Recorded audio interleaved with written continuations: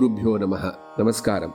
தர்மசாஸ்திரத்திலையும் மகரிஷிகளும் நமக்கு உபதேசம் என்ன பண்ணியிருக்கா அப்படின்னா, ஒரு தடவை பூணல் போட்டாச்சு, உபநயனம் ஆயிடுத்து அப்படின்னா மந்திரோபதேசம், காயத்ரி மந்திரத்தை நம்ம உபதேசமாக வாங்கிட்டுட்டோன்னா அதை ஜபம் பண்ணாத இருக்கிறது மகா பெரிய பாபம்.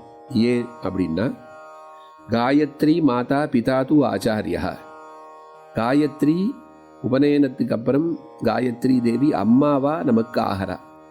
நம்மளை பாதுகாத்து வளர்த்து நம்மளோட முன்னேற்றத்துக்காக ஒரு பெரிய பிரதானமான தேவதை காயத்ரி. அவளோட உபாசனையால் சாதிக்க முடியாத விஷயம் ஒன்றுமே கிடையாது. அதே மாதிரி காயத்ரி மந்திரத்தை உபநயனத்தில் வாங்கிண்டு, மந்திரோபதேசம் வாங்கிண்டு அதை ஜபம் பண்ணாத இருக்கிறது பெரிய தோஷம், மகா பாபம். இந்த பாப மூட்டை கொஞ்சம் கொஞ்சமாக சந்தியாவந்தனம் பண்ணாத இருக்கிறதுனால சேர்ந்து காலேஜுக்கு போகும்போதும் வேலைக்கு போகும்போதும் கல்யாணம் ஆகும் போதும் நம்ம ஜனங்கள்லாம் என்ன மனசில் காரியம் நடச்சுட்டு இருக்காளோ நடக்காதக்கு தவிச்சுட்டு இருக்கா. ஏன் தவிச்சுட்டு இருக்கா? ஏன்னா அவள் சந்தியாவந்தனமே பண்ணுறதில்லை.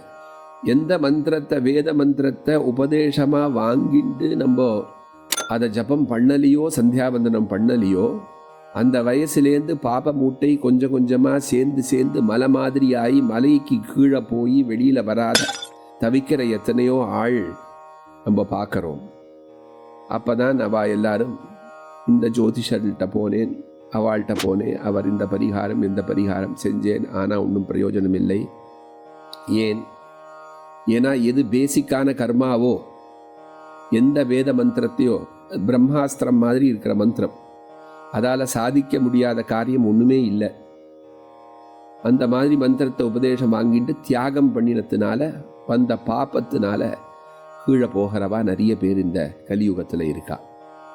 அதனால உங்களுக்கு ரிக்வேத சந்தியாவந்தனம், யஜுர்வேத சந்தியாவந்தனம், சாமவேத சந்தியாவந்தனம், இது மாதிரி 3 சந்தியாவந்தனம் எது நீங்கள் உங்கள் சாக்கபடி எது கற்றுக்கணும்னு ஆசைப்படுறீங்கன்னா, உங்களுக்கு பூணலாகி 12 வயசுக்கு மேலே உங்களோட வயசு இருக்குது, எத்தனை வயசு இருந்தாலும் பரவாயில்ல, ஆனால் இப்போவான்னு கத்திக்கிறேன் அப்படின்னுட்டு உங்களுக்கு மனசில் ஒரு உணர்ச்சி இருந்தால், நீங்கள் 22ஆம் தேதி பெங்களூரில் இந்த சந்தியாவந்தன கேம்ப் முகாமுக்கு ரெஜிஸ்டர் பண்ணலாம்.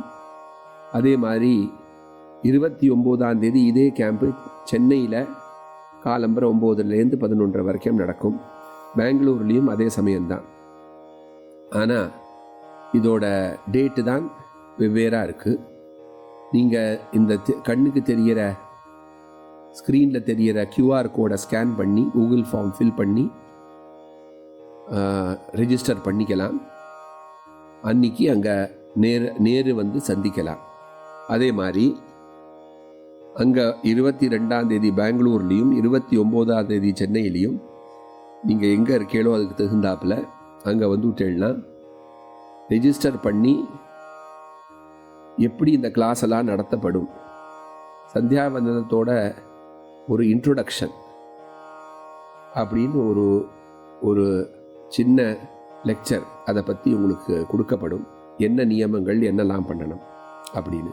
அதுக்கப்புறம் சனிக்கிழமை ஞாயிற்றுக்கிழமை அன்னைக்கு 1 மணி நேரம் நித்தியமாக அடுத்த ஒரு 4-5 மாதம் வரைக்கும் இந்த கேம்பில் ஆன்லைனில் மந்திரங்கள், அதோட தத்துவங்கள், அர்த்தங்கள், சாஸ்திர நியமங்கள், இது எல்லா விஷயத்தையும் அதில் உபதேசம் பண்ணப்படும். இதையெல்லாம் கற்றுண்டு நீங்கள் எல்லாரும் எந்த கர்மா பண்ணாத எத்தனை நாள் இருந்தேனோ, எந்த கர்மா பண்ணிட்டு இருந்தேனோ நான் அறகுறையாக பண்ணிட்டு இருந்தேனோ, இது எல்லாத்தையும் நீங்கள் சரியாக்கலாம்.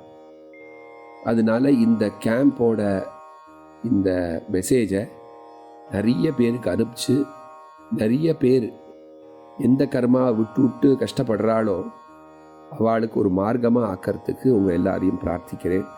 நிறைய பேருக்கு அனுப்புங்கோ. நிறைய பேர் இந்த அனுஷ்டானத்தை கற்றுக்கட்டும், பண்ணட்டும், உங்கள்னால அவள் முன்னேற்றத்தை அடையட்டும் அப்படின்னு பிரார்த்திக்கிறேன். நமோ நமக.